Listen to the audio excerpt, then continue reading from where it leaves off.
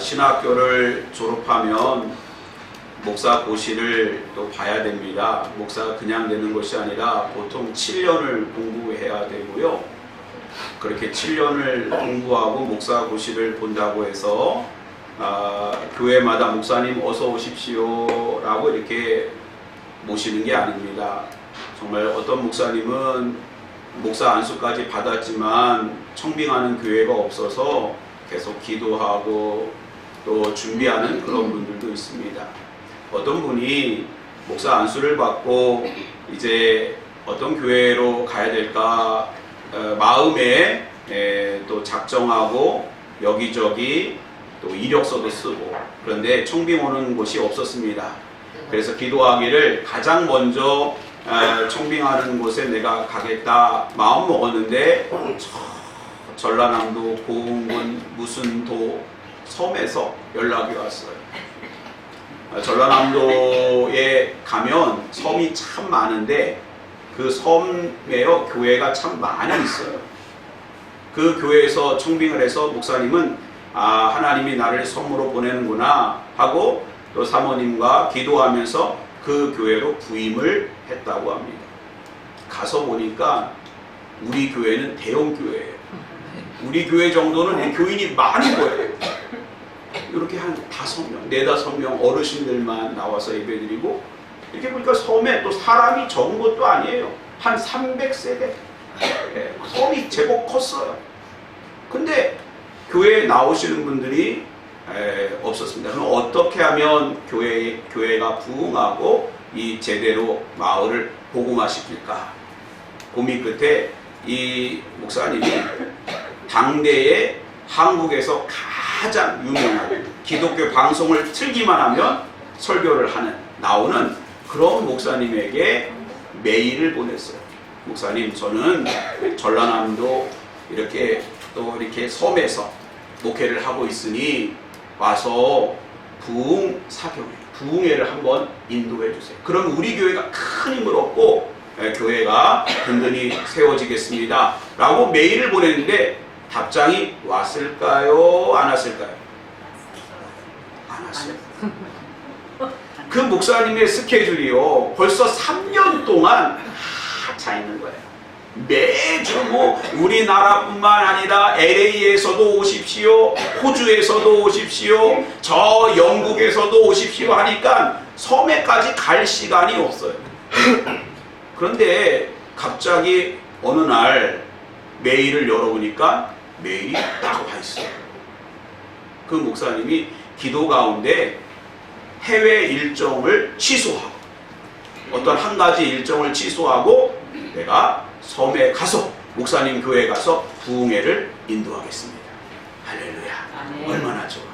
그래서 막 이 젊은 목사님이 신이 나가지고 현수막을 걸고 선착장에다가 유명한 목사님이 오십니다. 언제부터 이제 3일 동안 부흥회를 합니다. 여러분 꼭 오세요. 선물도 준비했습니다. 하고 이제 광고를 했어요. 또 섬 사람들도 목사님 정말 그 유명하신 목사님이 옵니까? 옵니다. 옵니다. 옵니다. 해가지고 막 이렇게 사람들에게 홍보를 하고 드디어 부흥의 저녁이 됐는데 예배를 시작하고 또 목사님, 사모님 반주하고 찬양 인도하고 이제는 다 마을 사람들이 그 유명한 분 한번 보겠다고 올 거라고 생각되는데 시간이 지나도 한 사람도 강아지 한 마리도 나타나지 않는 거예요. 그래서 이거 어떻게 된가 하고 그 부흥회를 인도하신 목사님하고 목사님 왜 이렇게 마을 사람들이 한 명도 없습니까?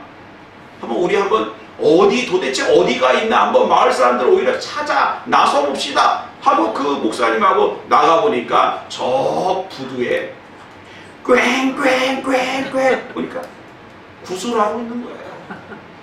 와, 이제 풍어를 이제 봄이 되니까 풍어를 기원하면서 무당을 저 유명한 전라도의 유명한 무당을 모셔다가 구슬하는데 작두도 타고 막 방방 뜨고 그러니까 사람들이 우와 우와 하면서 다 구슬 보러 간 거예요. 교회로 안 오고. 그러니까 목사님들이 이렇게 보니까 너무 재밌는 거예요. 막 방방 뜨고 막 짱짱하니까 금방 1시간이 지나는 거예요. 그런데 갑자기 무당이 부정 탔다면서요. 여기 오면 안 된 사람이 왔다고. 그 분당이 좀 용하더라고요. 예. 그래가지고 목사님들이 창피해서 조용히 빠졌다는. 근데 가만히 보면 우리는요, 아주 그 오래전부터 제사를 드린다, 구술한다. 그러면 그 표현을, 어떤 표현을 하냐면 보러 간다, 이런 표현을. 그래서 여러분, 구슬 보러 가다, 제사를, 뭐 시제를 드리는 것을 우리가 보러 갑니다. 예. 저도 얼떨결에 친구 따라서 그 시제를 드리는 걸 따라갔다가 어머니한테 혼난 적이 있어요. 야, 예수 믿는 사람이 제사 드리는 데를 왜 가냐? 갔더니 떡을 주대요. 그렇게 따라간 적이 있어요. 이게 보러 가다라는 표현을. 그래서 우리가요, 교회에서도요, 그런 표현을 해요. 예배를 보러 간다. 고사님 어디 가세요? 예배 보러 갑니다. 그런데 이거는 정말 잘못된 표현이에요. 예배를 보러 간다고 하는 것은 오늘 찬양대가 찬양을 잘하는지 못하는지 본다는 거예요. 주보에 목사님이 오타를 냈는지 안 냈는지 본다는 거예요. 설교를 잘하는지 못하는지, 준비를 많이 하셨는지 아니면 그냥 했는지 본다는 거예요. 하나님이 임재하시는지 본다는 거예요. 여러분, 예배는 보는 게 아니에요. 예배는 드리는 것입니다. 예배 드리는 것. 오늘 본문 말씀, 이것을 명확하게 하나님 말씀하시는데 1절, 2절 말씀 우리 같이 한번 읽어보겠습니다. 시작. 여호와께서 해막에서 모세를 부르시고 그에게 말씀하여 이르시되 이스라엘 자손에게 말하여 이르라. 너희 중에 누구든지 여호와께 예물을 드리려거든 가축 중에서 소나 양으로 예물을 드릴지니라. 여러분, 이것은 예물이라고 하는 것은 예배입니다. 예배예요. 예배는 보는 것이 아니라 예배는 드리는 것입니다. 하나님께서 이스라엘 백성을 애굽에서 인도하여 가나안 땅으로 인도하신 정확한 목적은 제사장 나라 거룩한 백성 만드시는 데 목적이 있는 거예요. 그러니까 제사장 나라 거룩한 백성은 쉽게 말하면 하나님의 자녀요, 하나님의 백성 만드는. 하나님의 백성이 된다고 하는 것은 하나님과의 바른 관계성을 맺는다는 거예요. 오늘 1절, 2절을 보면 예배에 있어서 아주 중요한 단어가 두 가지가 나오는데, 하나는 하나님이 부르신다라는 부르심이고요. 다른 하나는 응답한다, 드린다라고 하는 우리의 태도예요. 부르심과 응답이 예배에 있어서 오늘 번제, 또한 오늘 본문 말씀에 아주 중요한 키워드가 되는 겁니다. 한번 여러분 상상을 한번 해볼까요? 이스라엘 푸른 초장 들판입니다. 목자가 수많은 양들을 그곳에 풀어놓고 나무 그늘 아래서 이렇게 쉬고 있습니다. 또 그 양을 지키는 그러한 개들은 왔다 갔다 혹시 양들이 맹수에게 잡혀가나 안 잡혀가나 살핍니다. 양들은 부지런히 목자가 지키고 있기 때문에 평안한 가운데 물을 마시기도 하고 풀을 뜯기도 합니다. 이스라엘에 가보면요, 양들이 광야에서 풀을 뜯는데 이렇게 가까이 가보면 풀이 없어요. 우리가 생각하는 푸른 초장 그러면 이스라엘 그 양들이 막 풀을 가장 먹는구나 생각하는데 그게 아니에요. 거기 이스라엘에 가보면 아주 그냥 새빨개요. 풀이 보이지 않아요. 그럼 뭘 먹나 이렇게 보면 그 뿌리를 캐먹고 있는 거예요. 뿌리를. 그래서 이스라엘 양들이 맛있어요. 호주 산보다 훨씬 맛있어요. 예. 그 뿌리를 막 캐먹는 거예요. 근데 부지런히 캐먹다가 이제 저녁이 되면 밤이 오잖아요. 그러면 목자가 양을 다 살필 수 있습니까? 못 살펴요. 밤에는 여기저기서 이리와 또 승냥이와 사자와 이런 맹수들이 냄새를 맡고 틈을 타서 양을 확 잡아먹는 거예요. 그러니까 밤이 되면 어떻게 해요? 목자가 부릅니다. 이 뿔 나팔로 끙 불면 양들이 다 알아듣고, 또 이제 종을 치면 양들이 알아듣고, 개들이 몰아가지고 안전한 우리로 들어가는 거예요. 그러니까 목자가 부르고 양들이 응답할 때에 안전한 우리로 들어가는 것입니다. 이와 마찬가지로 우리는 하나님께서 기르시는 양입니다. 목자 되시는 예수님의 양입니다. 우리가 이 세상이라고 하는 들판에서 우리가 또 살다가 그곳에 우리가 집중하여 또 하나님의 백성으로서 그 가운데 우리가 살아가다가 하나님이 부르시면 정신을 차리고 예배의 자리로 나와야 될 줄 믿습니다. 예배를 보는 것이 아니라 하나님께 우리 자신을 드리러 하나님의 부르심에 응답해야 하나님의 양이요 목자인 것입니다.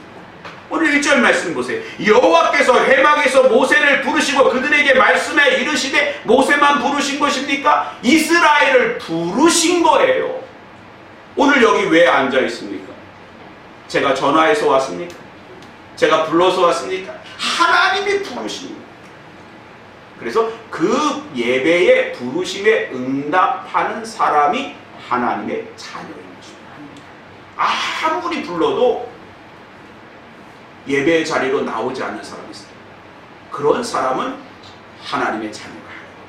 그러나 예배의 부르심에 하나님이 우리를 예배 가운데 이제는 너희가 세상에 함몰되어 살지 마라. 너희가 세상에는 거하나 너희는 내 자녀이다. 영원히 세상에 사는 것이 아니라 언젠가는 본향으로 돌아가고 하나님의 영원한 품으로 돌아가는 하나님의 자녀여 백성이다. 하나님이 부르실 때 우리는 응답하고 예배의 자리로 나아가야 되는 것입니다. 이것이 중요해요. 예배는 드리는 것입니다. 물론 예배 가운데 하나님이 우리에게 많은 것들을 주세요. 은혜 주십니다. 말씀 주십니다. 생명의 길을 보여주십니다. 십자가의 보혈의 능력을 주십니다.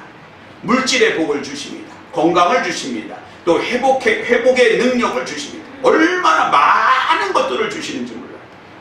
그러나 우리는 기본적으로 그것은 하나님이 주시는 거고, 우리는 하나님께 무엇을 요구하러 가는 게 아니에요. 여러분, 우리가 가끔 부모님에게 가잖아요. 뭐 받으러 갑니까? 고향으로 우리가 찾아갈 때 드리러 가지 않습니까? 그러나 가면 두 손 가득 뭔가 또 들고 와요. 네. 왜? 어머니가 다 준비해서 주시니까. 그러나 중요한 것은 우리는 받으러 가는 게 아니에요. 드리러 가는 것입니다. 우리는 하나님께 드리러 가는 것입니다. 예배 드리러 가면 하나님께서 우리 가운데 헤아릴 수 없는 풍성한 은혜와 복을 내려주실 줄 믿습니다. 네. 하나님이 이미 우리에게 전부를 주신 줄 믿으시기 바랍니다. 네. 자신을 내어주셨잖아요. 예수 그리스도를 다 주셨잖아요. 그러면 우리는 하나님 앞에 드리러 가는 것입니다. 그래야 예배에 성공할 수 있는 것입니다. 그러면 우리가 어떻게 드려야 될 것인가? 첫 번째로요, 3절 말씀 같이 한번 읽어보겠습니다. 시작. 그 예물이 소의 번제이면 흠없는 수컷으로 회막문에서 여호와 앞에 기쁘게 받으시도록 드릴지니라. 하나님이 기쁘게 받으시도록. 영어 그 NIV 성경에는 It will be acceptable to the Lord. acceptable이라고 되어 있어요. acceptable이라고 하는 것은 하나님이 받으시도록. 그러니까 예배의 중심이 우리에게 있는 것이 아니에요. 내가 내 중심, 내가 은혜 받고 내가 감사하고 내 마음이 흡족하고, 이게 하나님이 기쁘게 받으시도록 하나님께 있는 거예요. 창세기 4장에 보면 아벨과 가인의 제사가 나오죠. 가인은 자신이 농사 짓는 사람이었기에 농사 짓는 그러한 곡물로 하나님께 예배드렸어요. 아벨은 양의 첫 새끼와 기름으로 예배드렸어요. 그런데 하나님이 아벨의 제사만 받으시고 가인의 제사는 받지 않으셨어요. 그 이유가 뭐예요? 여기에 있습니다. It will be acceptable to the Lord. 하나님이 받으시도록, 하나님이 기뻐하시도록 받으실 만한 그러한 예물이 된 거예요. 오늘 우리가 하나님 앞에 예배드립니다. 나에게 중심이 있지 않아요. 하나님께 있습니다. 하나님이 기뻐하시는 예배자가 되어야 할 줄 믿습니다. 지난주에 우리 교회 와서 말씀 전해준 이병우 목사님, 인도네시아에서 이렇게 열심히 선교하고 목회하시는데 한국에 올 때마다 제게 아주 좋은 커피를 선물을 합니다. 인도네시아 커피가 전 세계에서 가장 비싼 커피가 있어요. 여러분 들어보셨어요? 루악이라. 커피 루악이라. 저 그 신라 호텔 이런 데 가서 커피 루악 한 잔 시키면요 다 영수증이 나와요. 한 잔에 10만 원. 얼마나 비싼지 몰라요. 저도 가끔 이제 얻어먹습니다. 한국에 올 때마다 이제 한 봉지 얻어먹는데 저는 그걸 가지고 이제 또 그렇게 5월 달에 교수님 만나면 그동안에 신학교에서 잘 가르쳐 주셨다고 그 커피를 잘 아껴두었다가 갖다가 선물을 다 드리는데 교수님이 한마디 하시더라고요. 신 목사, 난 커피를 못 마셔. 아무리 좋은 거라도 그분의 취향이라는 게 있어요. 여러분, 우리가 예배 드릴 때 우리의 취향이 아니에요. 어떻게 하면 하나님 기뻐하십니까? 여기 보세요. 근데 소의 번제이면 수컷으로, 가장 비싼 것으로, 가장 좋은 것으로, 가장 좋은 시간. 여러분, 우리가 주일에요 예배를 한 8시쯤 드리면 얼마나 좋아요. 8시부터 9시까지 드리고 하루 종일 놀러 가면 얼마나 좋아요. 또 주일날 예배를 한 저녁 7시쯤 드리면 얼마나 좋아요. 하루 종일 놀다가 6시쯤 돌아와가지고 7시 예배 드리고 야 예배 드렸다. 근데 왜 목사님 11시 예배를 드리는 거예요? 놀러 갈 수도 없고 갔다 올 수도 없고 가장 좋은 것을 드리는 거예요. 가장 좋은 것을. 왜? 예배의 중심은 우리에게 있지 않아요. 하나님께 드리는 거예요. 그러니까 하나님 기뻐하는 것을 드리는 거예요. 기뻐하는 시간, 기뻐하는 태도, 기뻐하는 예물, 기뻐하는 자세. 그래야 하나님과 바른 관계성이 맺어지고 너는 내 자녀, 내 백성, 나의 종이다. 내 사람이다. 라고 말하는 것입니다. 오늘 우리는 하나님 기뻐하는 예배를 드리시기를 바랍니다. 네, 두 번째로는요. 4절 말씀 같이 한번 읽어보겠습니다. 시작. 그는 번제물의 머리에 안수할지니 그를 위하여 기쁘게 받으심이 되어 그를 위하여 속죄가 될 것이라. 할렐루야. 소의 번제이면요 그 예배를 제사를 드리는 사람이 소를 끌고 와서 회막, 성막 그 앞에서 소에게 안수하고 누가 잡습니까? 제사장이 잡는 게 아니에요. 내가 잡는 거예요. 제사를 드리는 사람이 잡는 거예요. 제사장이 잡아주면요 한 3마리 잡고 쓰러져 죽습니다. 한번 생각해 보세요. 그걸 가지고 나온 사람이 잡는 거예요. 우리가 하나님 앞에 예배 드릴 때 우리는 생각해, 목사님이 다 하세요. 목사님 알아서 하세요. 목사님만 하면 되죠. 제가 쓰러져 죽습니다. 하나님이 우리를 예배자로 부르신 거예요. 그렇기 때문에 그 소에다가 안수하고 자신이 직접 잡는다라고 하는 것은 너희를 드려라 라는 거예요. 목회자를 드리라, 장로님을 드리라, 권사님을 드리는 것이 너희를 드리라. 하나님이 너희의 예배를 본다는 거예요. 아무리 작은 사람이라도, 아무리 부족한 사람이라도, 아무리 작은 예물이라도 너의 예물을 보고 너의 태도를 보고 너의 중심을 본다는 것입니다. 여러분 자신을 하나님 앞에 드리시기 바랍니다. 우리 집 아이가 이번 설날을 보내고 한 가지 고민에 빠졌어요. 세뱃돈을 35만 원을 받았어요. 또 이제 시골에 갔더니 중학생이라고 공부 열심히 하라고 큰아버지가 주고 오빠들이 주고 고모가 주고 35만 원을 받았는데 고민이 뭐였냐면 과연 11조를 얼마를 할 것인가.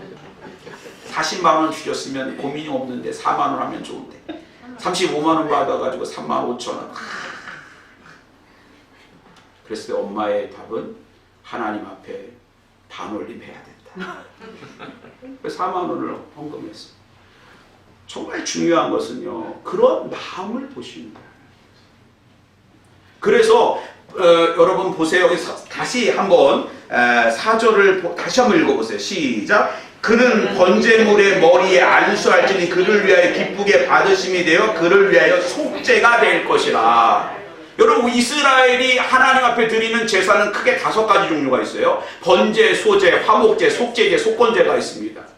그런데 그 속죄를 위한 제사는 달리 속죄제가 있습니다. 하나님 앞에 무의식 중에 하나님의 금령을, 하나님의 명령을, 하나님의 율법을 어겼을 때는 반드시 속죄제물을 드릴지니라 라고 되어 있습니다. 근데 속죄제물을 드렸을 때 보면 그 제물의 전부를 드리는 것이 아니라 기름 부분, 중요한 부분을 떼어서 하나님 앞에 화제로 드리라는 게 되어 있어요.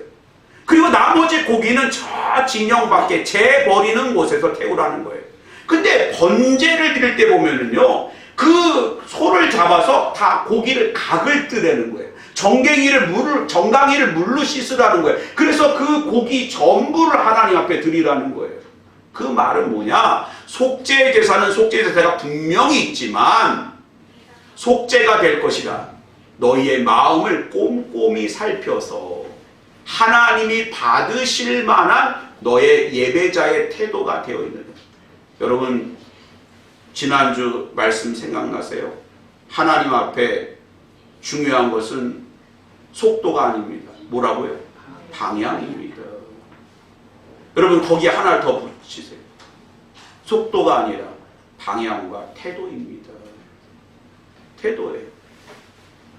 여러분, 점검해 보라는 거예요. 오늘 여러분의 그 몸을 각을 떠서 하나하나 물로 씻으라는 거예요. 점검해서 그 속죄가 된다고 하는 것은 여러분의 마음을 하나님이 받으실 정도의 예배가 있느냐. 오늘 하나님 앞에 예배를 드리면서도 오늘 올려놓고 온 갈비가 잘 익고 있나 안 익고 있나 거기에 마음이 있다면 그건 잘못된 거예요. 남편이 또 뭘 하고 있나 없나, 또 딴짓하고 있나 없나, 거기에 있다면 잘못된 거예요. 여러분의 마음이 하나에서 10까지 다 점검해서 여러분의 태도가 예배자의 태도로 하나님 앞에 서시기를 주님의 이름으로 축원드립니다. 마지막으로요, 9절 말씀 같이 한번 읽어봅니다. 시작. 그 내장과 정강이를 물로 씻을 것이요 제사장은 그 전부를 제단 위에서 불살라 번제로 드릴지니 이는 화제라 여호와께 향기로운 냄새니라. 번제는 여러분 불로 태워서 드린다는 거예요. 구울 번, 하나 또 제사제. 그 영어 성경에도 번제는 번트 오퍼링이라고 되어 있어요. 그러니까 태워서 드린다. 그런 히브리 성경에 보면 올라라고 되어 있어요. 올라. 많이 들어봤죠. 스페인어. 올라 그러면 안녕하세요인데 히브리서의 올라는요, 이 태워서 번제를 하나님 앞에 드릴 뿐만 아니라 더 중요한 것은 향기로 올라간다라는 거예요. 그러니까 제사가 태워서 하나님 앞에 드리는 것을 끝나는 것이 아니라 하나님이 받으시도록 그 제물의 향기가 올라가서 여러분이 오늘 예배드린 것으로 끝나는 것이 아니라 이것이 여러분의 삶 전체가 하나님 앞에 바른 태도로 서 있어서 하나님이 받으시도록 변화와 성숙으로 이어져야 된다는 거예요. 아멘이십니까? 아멘. 네. 변화와 성숙. 오늘 예배 잘 드렸어요. 집에 가서 이러면 소용없어요. 하나님은 무엇을 원하십니까? 나의 삶에서 어떻게 향기를 거룩한 산재물로 이 세계를 본받지 말고 하나님의 뜻을 분별하며 하나님의 백성으로 어떻게 서기를 바라십니까? 변화와 성숙으로 이어질 때 온전한 번제와 예배가 될 것이고 예배에 승리하게 될 것이고 예배가 온전히 오롯하게 우리의 복이 될 줄 믿습니다. 아멘. 여러분, 지금은 체코가 있고 슬로바키아가 있고 나누어졌죠. 구소련이 무너지면서. 근데 체코슬로바키아 때 조셉 케이보라고 하는 목사님이 있었는데 그 목사님 아버지는 공산주의 자였어요. 철저히 학교에서 공산주의를 가르치는 선생님이었어요. 어머니는 신실한 크리스찬이었어요. 그러니까 이 어렸을 때 조셉 케이보가 어머니를 따라서 그 체코 프라하에 있는 교회에 3시간 기차를 타고 교회를 갑니다. 돌아올 때 몇 시간 걸릴까요? 3시간. 교회를 왔다 갔다 하는 시간만 6시간. 여러분 고촌에서 교회 오는 시간 몇 시간입니까? 25분, 15분. 네, 아무것도 아니에요. 네, 좀 나오세요. 멀어요. 뭐가 멀어요? 6시간 걸린 사람이 있어요. 그리고 2시간 반 예배를 드리고 집으로 돌아가요. 그러니까 어린 케이보가 조셉이 엄마 왜 이렇게 멀리 와서 예배를 드려요?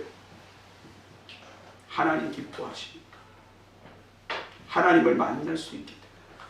이렇게 예배가 온전히 하나님 앞에 드려지는 것을 어려서부터 배운 조셉 케이보는 체코슬로바키아의 수많은 교회와 영혼을 감당할 수 있었던 것입니다. 사랑하는 성도들, 오늘 우리는 예배 본다, 또 예배를 지킨다, 주의를 지킨다, 그것으로 끝나는 것이 아니다. 하나님 앞에 우리 자신을 드려서 변화와 성숙으로 이어지는 복된 예배자가 되기를 주님의 이름으로 축원드립니다. 기도하겠습니다.